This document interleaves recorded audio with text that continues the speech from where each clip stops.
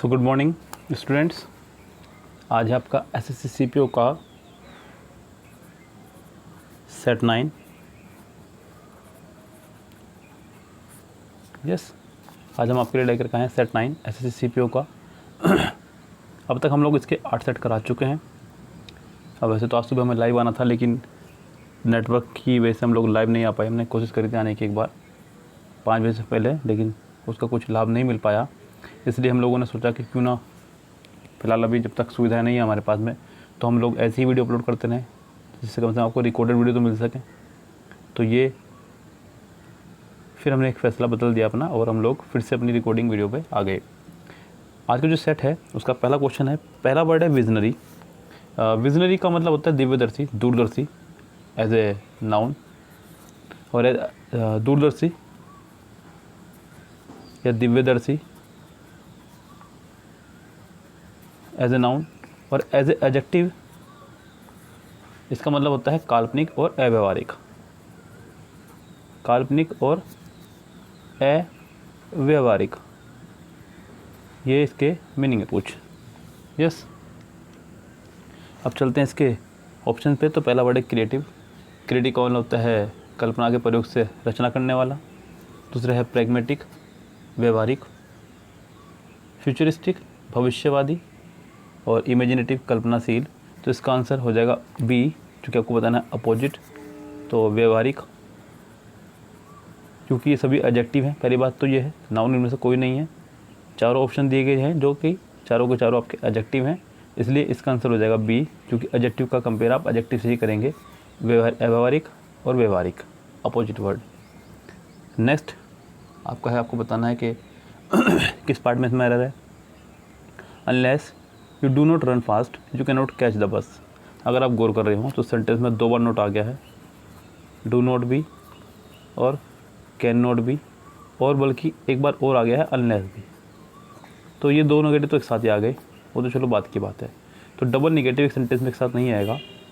Yes, unless अपने आप में ही नेगेटिव है, तो अनलेस के साथ में आप कभी भी दूसरा नेगेटिव वर्ड डू नॉट या डिड नॉट या डज नॉट नहीं लगाएंगे। यस, तो यहाँ पे अनलेस यू रन फास्ट ये होना चाहिए था, you do not run fast की जगह अनलेस यू रन फास्ट। यहाँ पे डू नॉट जो है, यू डू नॉट ए गलत है, तो इसका सेकंड का हो जाएगा आपका ए आंसर। यस, हाँ, सेंटेंस नंबर देखें थर्ड आपका एक ईडियम है।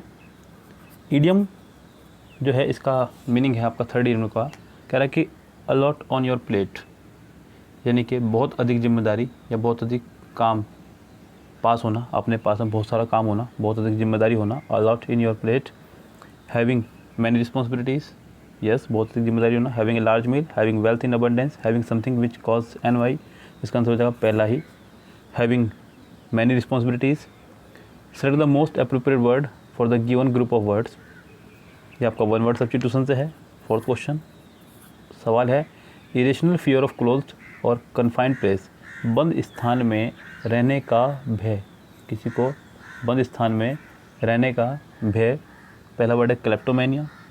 पहली बात तो मेनिया वाले वर्ड कभी भय नहीं होते। मेनिया का मतलब होता है लत, एडिक्ट होना किसी चीज़ का। तो क्लेप्टोमेनिया, क्लेप्टो बोलते हैं चोरी को, मेनिया मतलब लत, चोरी की लत लग जाना। नेक्स्ट है आपका इंसोमेनिया। इंसो मतलब नींद आने की, मैनिया मतलब लत, नींद आने की लत लग जाना, यानी कि नींद आने की बीमारी। अगला है हाइड्रोफोबिया। फोबिया मतलब डर, PHOBIA, फोबिया मतलब डर। हाइड्रो मतलब हाइड्रोजन यानी कि वाटर, पानी का डर। नेक्स्ट है आपका क्लस्ट्रोफोबिया, बंद जगह पर रहने का डर, तो इसका आंसर हो जाएगा डी ही, जो हमें सवाल में आंसर चाहिए था। नेक्स्ट है आपका फिफ्थ, जो कि एक वोकेबलरी बेस्ड है। वर्ड है आपका फिलिप, प्रोत्साहनवर्धक या प्रेरणा। पाँचवें का जो ऑप्शन है सवाल है वो है फिलिप, FILLIP, फिलिप प्रोत्साहनवर्धक। यस, क्या हो जाएगा इसका आंसर, मीनिंग प्रोत्साहनवर्धक। ऑप्शन है फिलिप। फिलिप का मतलब होता है झटका देना, जो पहला ऑप्शन है, और एक वर्ब भी है। दूसरा है नोक, नोक माने खटखटाना। ब्लो मतलब घूसा मारना, चोट या प्रहार। नेक्स्ट आपका बूस्ट, किसी चीज़ को प्रोत्साहित करना या बढ़ाना, तो इसका आंसर हो जाएगा डी ही, बढ़ाना, प्रोत्साहित करना, डी इसका आंसर हो जाएगा। नेक्स्ट है, कह रहा है कि आपको बताना है किस पार्ट में किस में एरर है। स्कार्सली, शी हैड, पहले भी कई बार बताया हुआ है, अगर किसी सेंटेंस में स्कार्सली या हार्डली हो तो आप इनके तुरंत बाद हेल्पिंग वर्ब का इस्तेमाल करेंगे। सबसे पहली बात तो ये बताई हुई है। दूसरी बात बताई हुई है कि इनके बाद में हैड या डिड में से किसी एक का इस्तेमाल होता है। अगर हैड हो तो वर्ब की थर्ड फॉर्म और डिड हो तो वर्ब की फर्स्ट फॉर्म रहती है। यहाँ हार्डली शी हैड पहले दे रखा है, तो आपको सिर्फ करना होगा hardly had she, third form अपना भी दे रखी है heard. Hardly had she heard the news when she fainted. दूसरी बात, इनके साथ कंपेयर्ड पेयर्ड कंजंक्शन चलती है हमेशा, वैन, ये भी याद रखें आप इनके साथ में। हार्डली इसका अर्थ के साथ में वैन चलता है, यानी कि फ़िलहाल इसके सी हैड हर्ड की जगह हैड शी हर्ड होना चाहिए था, यानी कि इसका हो जाएगा आपका डी आंसर 6 का। Can you go and ask from the cook if the T is ready, क्या तुम जा सकते हो और पूछ सकते हो कुक से। ध्यान दीजिएगा, यहाँ सेंटेंस में आपको सिर्फ अंडरलाइन पार्ट ठीक करना है। कह रहे हैं कि can you go and ask from the cook की जगह आपको सिर्फ और सिर्फ कहना होगा आस्क द कुक, बस। आस्क के साथ यहाँ पे किसी प्रकार की प्रपोजिशन का इस्तेमाल नहीं होगा, क्योंकि आस्क का मतलब ही प्रपोजिशन है, सॉरी पूछना है। आस्क का मतलब है पूछना, इसके साथ कोई भी प्रपोजिशन का इस्तेमाल नहीं होगा, नो प्रपोजिशन। तो यानी कि 7 सेंटेंस का आंसर हो जाएगा आपका D, ask the cook if the T is ready. Can you go and ask the cook if the T is ready, क्या तुम जा सकते हो और पूछ सकते हो कुक से कि क्या चाय रेडी है। नेक्स्ट देखते सेंटेंस, सेंटेंस नंबर 8। आपको बताना है कि इसके ग्रामेटिकली पोर्शन किस है में है। सेंटेंस नंबर 8 में कह रहा है कि where have you been from such a long time. समय को सूचित करने वाले शब्दों से पहले जब बात हो इस तरह की कि आप इतने लंबे समय से कहाँ थे, तो हम इस्तेमाल करते हैं सिंस या फॉर का। सिंस या फॉर का, सिंस का इस्तेमाल करते हैं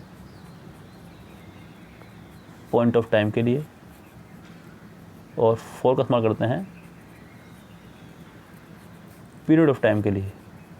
ये थोड़ा सा अंतर रहता है दोनों में, पॉइंट ऑफ टाइम और पीरियड ऑफ टाइम का।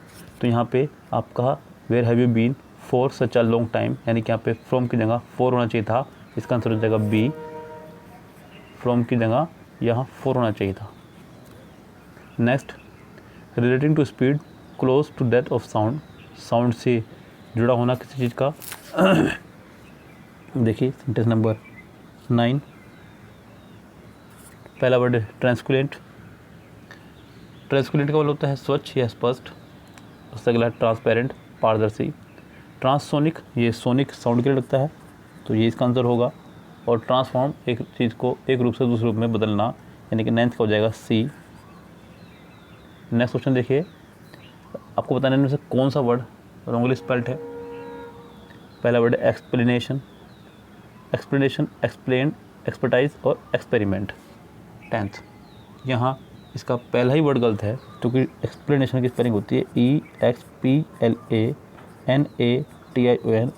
एक्सप्लेन की स्पेलिंग में PLAIN आता है, लेकिन एक्सप्लेनेशन लिखते वक्त यहाँ पर आई नहीं आएगा, तो इसका आंसर पहला ही सही हो जाएगा। एक्सप्लेनेशन की स्पेलिंग गलत है यहाँ पे। We didn't buy the dining table because dash was too expensive. यहाँ आपको डाइनिंग टेबल को देखते हुए एक ऑब्जेक्ट लगाना होगा। यस, डाइनिंग टेबल है आपकी नॉन लिविंग। डाइनिंग टेबल के लिए आपको कोई प्रोनाउन चाहिए, तो आप उसके लिए इट का इस्तेमाल करेंगे, क्योंकि वो यहाँ आगे है ही। So we didn't buy the dining table because it was too expensive, तो इसका आंसर हो जाएगा आपका डी इस स्थिति में। नेक्स्ट क्वेश्चन देखिए, question number 12। He set down beside me and start to reading the newspaper. वह मेरे बगल में बैठ गया और उसने न्यूज़पेपर पढ़ना शुरू कर दिया। यहाँ गलत हो जाएगा, आपको थोड़ा सा पोर्शन बता दूँ मैं आपको पहले ही। देखिए कुछ वर्ड है हमारे पास में, जैसे कि start, stop, begin, and, love, like, hate, dislike. In words के साथ हमेशा वर्ब की फर्स्ट फॉर्म में ing यानी कि वर्ब की फोर्थ फॉर्म आया करती है, या फिर ज़्यादा से ज़्यादा 2 प्लस वर्ब की फर्स्ट फॉर्म। वैसे most of the cases ing form का इस्तेमाल करने के साथ में start, stop, begin, and, love, like, hate, dislike, इनके साथ में ज़्यादा से ज़्यादा कोशिश करें कि जेरेंड का इस्तेमाल हो। तो यहाँ पे ऑप्शन दिया गया है स्टार्ट टू रीड। अगर इसी स्थिति में देखा जाए तो ये ठीक है, क्योंकि और बाकी ऑप्शंस में कहीं भी हमें जेरेंड नहीं दिया गया है, ए में भी नहीं है, बी में भी नहीं है, डी में भी नहीं है, तो ये सभी रेस से बाहर है, यानी कि इसका आंसर हो जाएगा आपका सी, नो इम्प्रूवमेंट। सेंटेंस नंबर 13 से क्लोज पैराग्राफ आपका एक कह रहा कि 25 years ago while traveling and teaching in Turkey, Nepal and Iran, Boni bargain noticed self-sufficient disabled people going about their unremarkable daily business, often using donkeys to hold pots, pans and other wares to be sold. 25 साल से travelling और teaching के business में है तुर्की, Nepal, Iran में। बोनी bargain notice उन्होंने गौर करा कि डिसेबल लोग जो हैं अपने डेली के काम करने के लिए डंकीज पे डिपेंड हैं, पोर्ट्स, पैन और other wares to be sold, बेचते हैं। She later return to the United State to begin work on a master degree in special education. फिर वो यूनाइटेड स्टेट यानी कि अमेरिका लौट कर आ गई अपनी मास्टर डिग्री करने के लिए स्पेशल एजुकेशन में। I thought hard about what can be done to get people out of institution and on to the street getting jobs and it came to me dogs, says Bargain, who today has a doctorate in education and is the founder of the Assistant Dog Institute and originator of the service dog concept. She ran into fierce resistance from academics and professionals at first. Dogs spread disease. Dogs are stupid. The disabled can't take care of dogs. How could dogs take care of them? But the long list of negative reactions didn't stop her. Her first trainee was Abdul, a golden retriever puppy someone had given her. वो बड़ी इस बात से परेशान थी क्योंकि कुत्ते बीमारी फैलाते हैं, कुत्ते मूर्ख होते हैं, डिसेबल इनका ध्यान नहीं रखते और कुत्ते भी डिसेबलों का ध्यान नहीं रख सकते। लेकिन ये सभी दिमाग में आते हुए भी आने के बावजूद भी उसने अपना काम शुरू करा। उसका पहला जो ट्रेनी था वो था Abdul, a golden retriever puppy someone had given her. Her first dog assistant client was carry the canis. पहला जो क्लाइंट था वो तो कैरीनियस, अ सॉफ्ट स्पोकन, एक बहुत ही अच्छा बोलने वाला 19 साल का old woman who had a neuromuscular disorder that had left her unable to move her legs and much of her arms. उसको न्यूरोमस्कुलर डिसऑर्डर की बीमारी थी जिसकी वजह से अपने वो लेग्स और अपने हाथ नहीं हिला सकता था। If news accidentally fail forward in her wheel chair she could not get up। अगर वो गलती से पीछे गिर जाए तो वो उठ नहीं पाएगा। She clearly lacked the physical force to train and maintain a dog, but Bargain was undeterred। तो बड़ा मुश्किल था उसके लिए कुत्तों को रखना अपने पास में और पालना। Bargain and Nosh concentrated on not on physical gestures, इन्होंने physical gestures पे नहीं, but on verbal cues such as sit or stay, using variation in tones of voice and facial expression to get Abdul to help Nosh। Physical gesture से नहीं बल्कि बोल करके भी थोड़े इशारों से भी उन्होंने अपनी बात को समझाने की कोशिश करी। Bye the end of training the dog could push Nos up from her in chair, force open doors, turn on light, retrieve food and push levers to help her operate the chair left to her van। Most important, Neos developed a trusting emotional bond with Abdul simply by spending time with him, much in the way humans get to know one another and develop subtle complex relationship based on mutual understanding। यानी कि यहाँ पे dogs के बारे में बताया गया है। Today more than 150 programme provide similar services and an estimated 3500 services dogs are in place worldwide।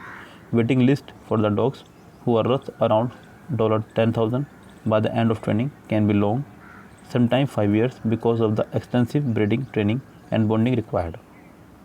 पहला क्वेश्चन है कह रहा है कि what inspired Boni Bargain to help disabled people become self-sufficient। किस चीज़ से वो इंस्पायर हुआ, यानी कि इसका ऑप्शन देखिए। Her travel and teaching in foreign countries as part of her daily work, her training in handling dogs and teaching them to help people, her master degree in special education, her observation of disable people who'd manage escorts using donkeys. पहले paragraph में इसका जिक्र हुआ है। ये इसकी है आपकी 1 2 3 4 लाइन में है, donkey to hold ports. The academics and professional tried to dissuade Bonnie from using dogs to help the disable basically because they 14 believe that dogs are spread disease, ये भी सही है इसके अंदर। Knew that the disabled couldn't take care of death, ये भी ठीक है। Thought dogs were stupid animals, yes.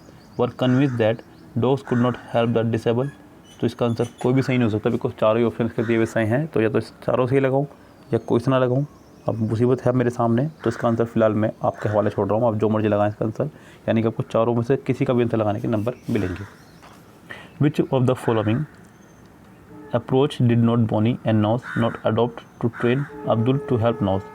Variation in facial expression, physical gestures to direct the dog, verbal clues like sit or stay, variation in tones of voice।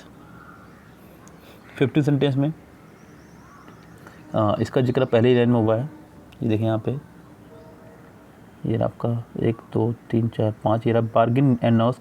Fifth para देखिए, concentrate not on physical gestures, तो इसका answer हो जाएगा आपका B, physical gestures to direct to the dog at the end of the training. Which of the following was the most important help that Abdul could provide to Nos? He could push Nos up from her wheelchair, falls. 16 sentence ज़रा देखें, sentence paragraph हमारे पास 1 2 3 4 5 6 paragraph देखें, और 6 paragraph में आप देखेंगे ये रहा, Bargain and nose concentrate not physically but on the verbal clues. By the end of the training the dogs could push up nose from her chair in falls, यानी कि इसका आंसर पहला ही हो जाएगा। 17 देखें, which statement is not true according to the passage, कौन इसमें से ट्रू नहीं है। टुडे मोर देन 150 प्रोग्राम्स, इसका जिक्र हुआ है पर ये ठीक है।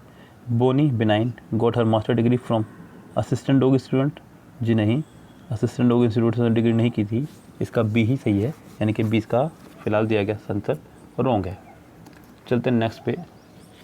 नेक्स्ट जो है इसका answer question number 18, camera on कर लेते हैं।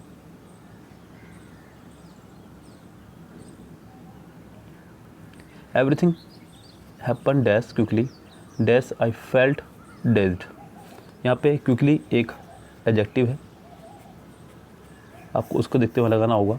देखिए एज सो का इस्तेमाल आप यहाँ नहीं कर सकते क्योंकि एज सो कोई पेयर ही नहीं है, या तो पेयर है एज का या पेयर है सो एज का, वो भी पॉजिटिव डिग्री के लिए। हालांकि इसमें कोई क्लियर नहीं हो रहा कि पॉजिटिव है सुपरलेटिव है, तो फिलहाल पहला तो उसका गलत होगा। एज लगा सकते हैं लेकिन सेंटेंस सिर्फ सब्जेक्ट पे ही ख़त्म होना चाहिए था, उसके बाद कुछ ना होता।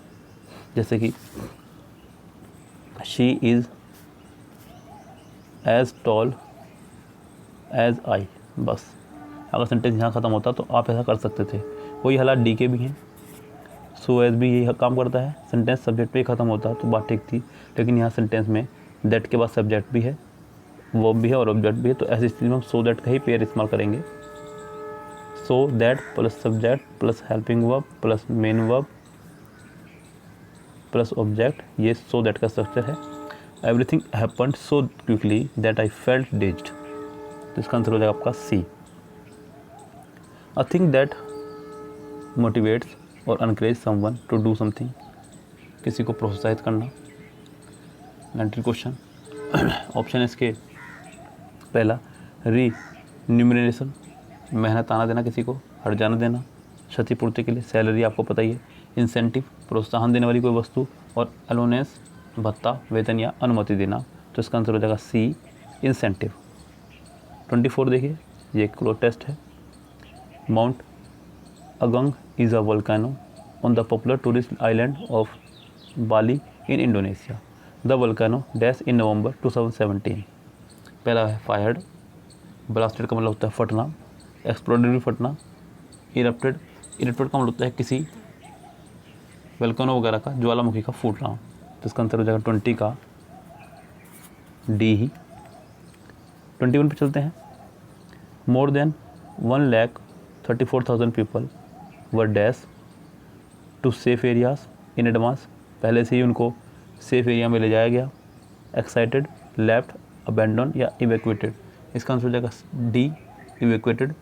किसी को संकटग्रस्त स्थान से निकाल करके सुरक्षित स्थान पर ले जाना, यानी कि इसका आंसर हो जाएगा डी। 22 देखिए,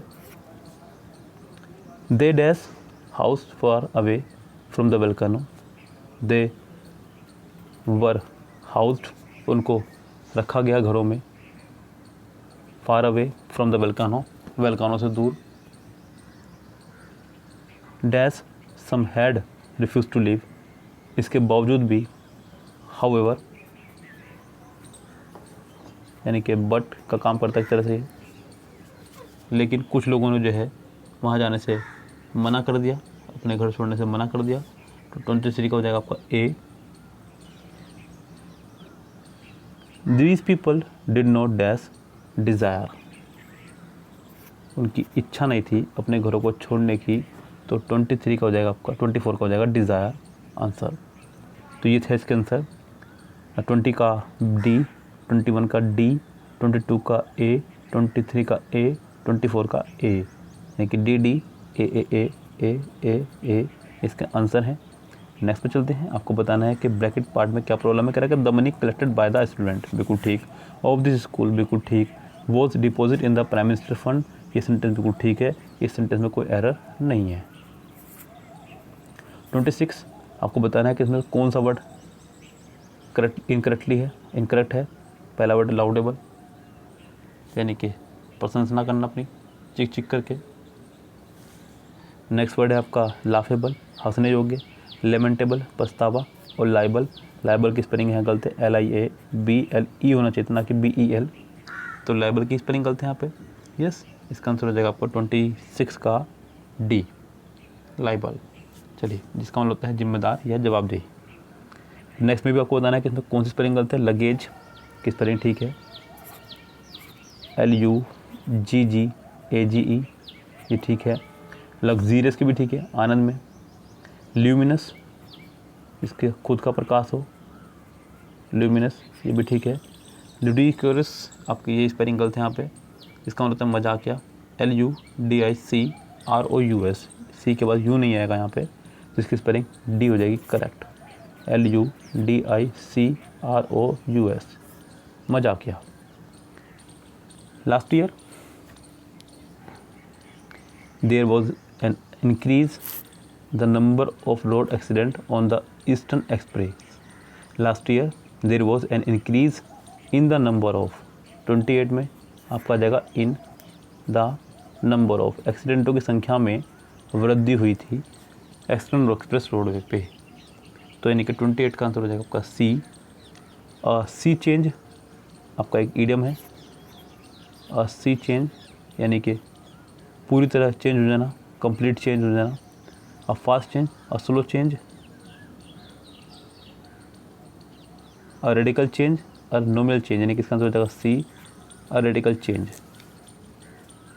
30 देखिए, वोकेबलरी है। 30 कांस्टेंट, स्थिर, सततता। देखिए जरा और ऑप्शन क्या है इसके।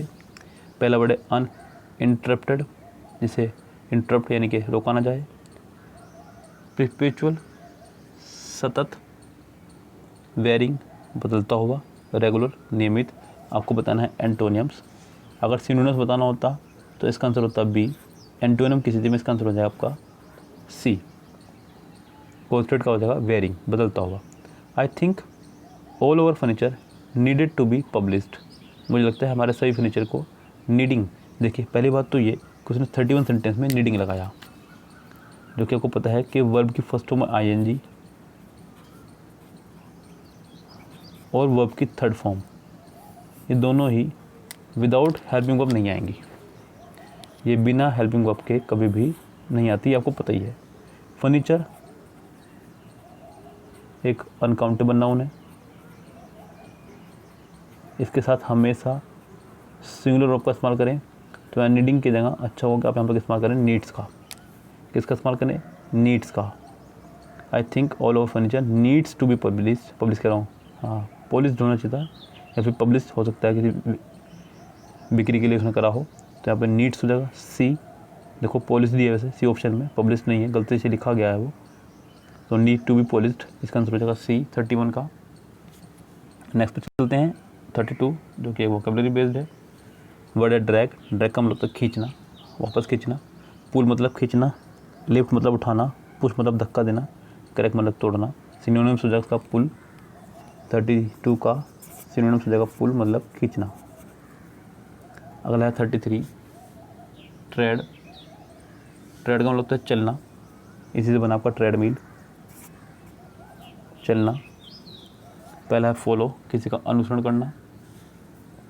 वॉक मतलब चलना, रन मतलब दौड़ना, क्लाइंब मतलब चढ़ना, तो इसका आंसर हो जाएगा बी वॉक चलना, क्योंकि इसका बताना आपको synonyms.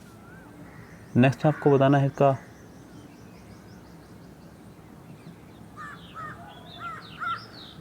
Something made impure by exposure to polluting substance, किसी चीज़ को इम्प्योर बनाना उसके अंदर कुछ सब्सटेंस मिला करके। यस, पहला वर्ड है आपका कॉन्ट्रेक्चुअल, कॉन्ट्रेक्चुअल मतलब कोई ठेका या कोई नियम पत्र वगैरह। नेक्स्ट है आपका कॉन्टाजियस, कोई ऐसी बीमारी जो छूने से फैलती हो, जैसे कि आजकल कोरोना चल रहा है। अगला है कंटेंटेड, संतुष्ट। उससे अगला आपका कॉन्टामिनेटेड, दूषित, तो इसका आंसर हो जाएगा आपका डी ही, कॉन्टामिनेटेड यानी कि दूषित करना, किसी चीज़ को गंदा करना।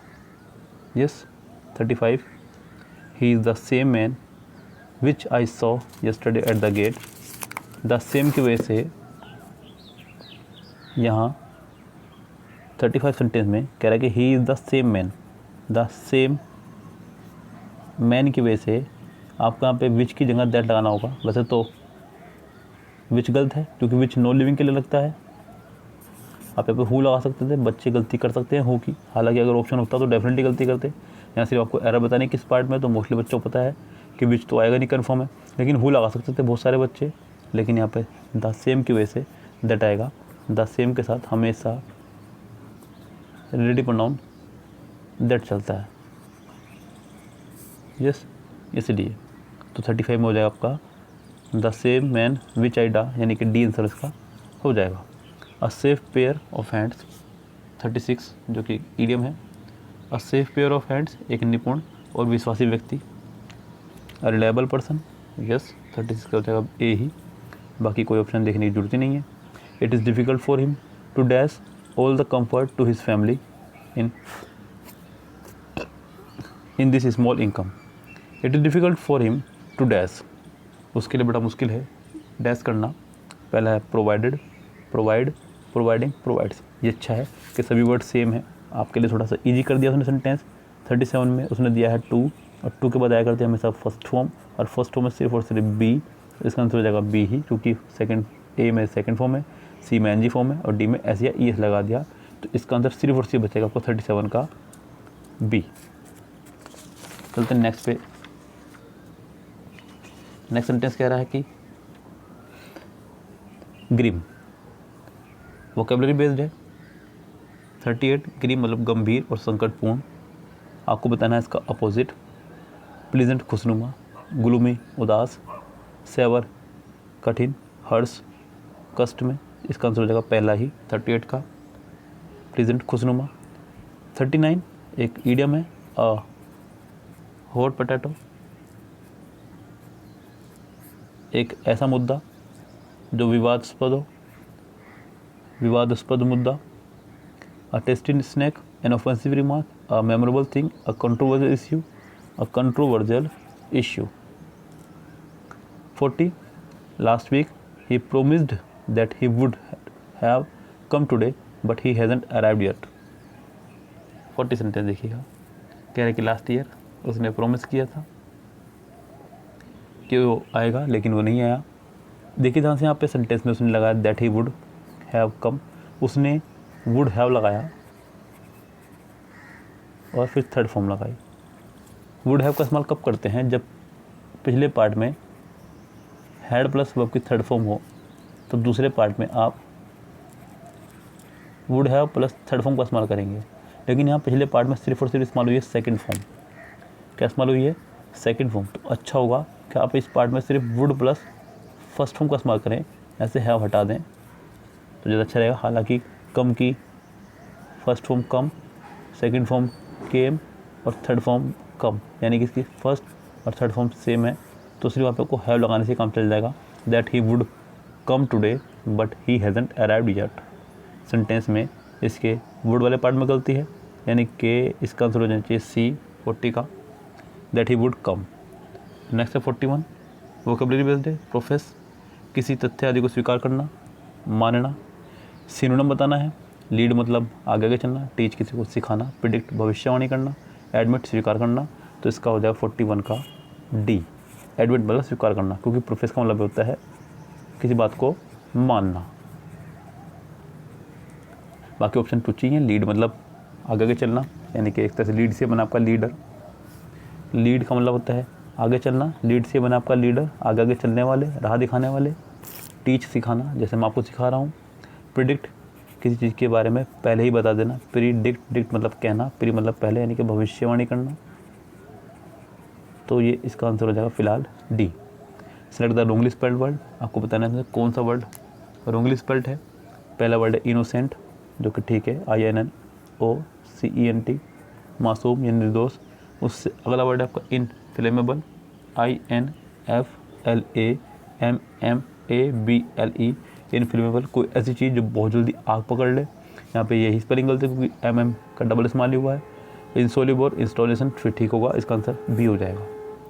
नेक्स्ट आपको बताना है एंटोनियम्स। वर्ड आपका डब्बियस। डब्बियस का मतलब डाउट से याद रखिए इसको आप, DOUBT, डाउट से याद रखिए डब्बियस। संदिग्ध, क्या हो जाएगा इसका, संदिग्ध, डब्बियस। अब ऑप्शन देखते हैं क्या क्या हमारे पास में। सर्टेन, हेजिटेंट, कन्विंस्ड और डाउटफुल। बताना क्या था, यहाँ बताना था हमें एंटोनियम्स। क्या बताना था, एंटोनियम्स। तो 43 का एंटोनियम्स फिलहाल यहाँ हो जाएगा ए, सर्टेन, क्योंकि बाकी सभी वर्ड तो डाउट से ही रिलेटेड है। Select the most appropriate word for the given group of words. And obsessive desire to set fire to things, आग लगाने की बहुत ज़्यादा इच्छा। पहला है मोनोमेनिया, मोनो का मतलब होता है एक, मेनिया मतलब लत, अकेला रहने की लत, यानी कि। नेक्स्ट हो जाएगा आपका इंसोमेनिया, नींद ना आने की बीमारी। नेक्स्ट आपका हाइपोमेनिया, ये मुझे नहीं पता है। डी है आपका पायरोमेनिया, पायरो बोलते हैं आग को, चिता को, तो इसका आंसर यही हो जाएगा, आग लगाने की लत, यानी कि 44 का हो जाएगा डी। नेक्स्ट है अ स्टोन थ्रो, ये एक ईडियम है। कुछ ही दूरी पर, कुछ ही दूरी पर, 45 का। A memorable place, an easy task, a faraway place, a short distance. C answer हो जाएगा अ शॉर्ट डिस्टेंस, 45 का। 46 डैमसल, जिसका मतलब होता है एक स्त्री। ऑप्शन दिए गए हैं उनको देखिए। पहला ऑप्शन है हैग, हैग मतलब होता है चुड़ैल। मेडन का मतलब होता है स्त्री, विच मतलब भूतड़ी या चुड़ैल ही। स्पिनिस्टर का मतलब होता है स्त्री। तो 46 का यहाँ पे मुझे डाउट है दोनों का आंसर कौन सा होना चाहिए, बिकॉज दोनों का सेम ही मीनिंग है, मेडन का भी और स्पिनिस्टर का भी, और दोनों का सेम मीनिंग है, यानी कि कुंवारी स्त्री, कुंवारी स्त्री, और स्त्री उसने ऊपर दिया है। हालांकि आंसर इसमें बी दे रहा है, बाकी मेरे यहाँ में दोनों आंसर इसके होने चाहिए, क्योंकि दोनों ही नाउन है, दोनों में कोई भी प्रॉब्लम किसी प्रकार की नहीं है। नेक्स्ट देखिए, if I had money I dash can have helped him. Sentence में if plus subject plus had plus noun आया है, तो नेक्स्ट पार्ट में सेकंड फॉर्म का इस्तेमाल करेंगे सिर्फ, क्योंकि यहाँ पे ये एज ए सेकंड फॉर्म आया है। अगर इसके बाद वर्ब आती तो देखते हैं, तो यहाँ पे आपको इस्तेमाल करना होता है वुड प्लस वर्ब की फर्स्ट फॉर्म का। If I had money I would have helped him, तो यहाँ पे वुड हैव कहना गलत हो जाएगा मेरी राय में, तो क्योंकि वुड हैव का इस्तेमाल करते हैं तब, अभी मैंने भी यहाँ जिक्र करा है, वुड हैव का इस्तेमाल आप तब करेंगे जब पिछले वाले पार्ट में हैड प्लस थर्ड फॉर्म हो, तब आप वुड हैव इस्तेमाल करेंगे, लेकिन पिछले पार्ट में सिर्फ सेकंड फॉर्म में, जबकि यहाँ पे वो ऑप्शन में कुछ और हमें दे ही नहीं रहा है, तो आपकी मजबूरी है कि आपको आई वुड हैव लगाना होगा। अब तो 47 में आपको आई वुड हैव का इस्तेमाल करना होगा, मजबूरी का नाम महात्मा गांधी, लेकिन फिलहाल ये आंसर गलत है, बिल्कुल गलत है, नियमों के हिसाब से बिल्कुल गलत है। अगर इफ़ वाले पार्ट में subject plus had plus noun हो, यहाँ पर यही है, हैड के बाद नाउन आया है, तो नेक्स्ट पार्ट में आपको वुड प्लस फर्स्ट फॉर्म का इस्तेमाल करना चाहिए था। यहाँ पे वुड हैव की जगह खाली वुड हेल्प होना चाहिए था, लेकिन मजबूरी आपको ए लगाना होगा। नेक्स्ट आपका रोंगली स्पेल्ट बताना है 48 का। सो इसका रोंगली स्पेल्ट है मैग्निफिसेंट, पहला ही गलत हो जाएगा। यहाँ पे एस की जगह सी होना चाहिए था, MAGNIFICENT, मैग्निफिसेंट। अगला है 49 एलोबरेट, वर्णन करना विस्तृत रूप में, बताना है एंटोनियम्स। मिनिमल 49 का पहला ही आंसर हो जाएगा, मिनिमल। संक्षिप्त करना, डिटेल्ड, कॉम्प्लिकेटेड, इन्वॉल्व, ये तो होने से रहा। नेक्स्ट 50 और लास्ट सेंटेंस देखिए ध्यान से, ये देख लीजिएगा, जगह है आपके पास। He is not such a clever boy that you are, he is not such a clever boy as you are. Such के साथ यहाँ पे दैट ना लगा करके आप एज का इस्तेमाल कीजिए, ज़्यादा अच्छा रहेगा। तो सी पोर्शन में यहाँ पे दैट यू आर की जगह आप करिए as you are. He is not such a clever boy as you are, तो इसका आंसर हो जाएगा ये। फिलहाल ये था आपका SSC CPO का सेट नंबर 9 जो हम लोगों ने आपको कराया। इवनिंग वाले बैच में आपको कराया जाएगा सेट नंबर 10। 2018 के इसके अंदर 40 सेट हैं, आप लोग 10 सेट 5 फिनिश कर लेंगे, 30 सेट बचेंगे। आपको पता ही हम लोग एक दिन में 2 वीडियो बना रहे हैं, तो ये आपका 15 डेज़ में 2018 फिनिश हो जाएगा। यस, तो आपका इसी तरह से बहुत जल्दी सेट निपटा दूंगा, मैं फिनिश कर दूंगा। आप इसी तरह से जुड़ रहिए, अपनी तैयारी को 4 चांद लगाते रहिए। फिलहाल चलते हैं, लेते हैं आपसे विदा। Have a nice day, see tomorrow, शब बखैर, गुड नाइट।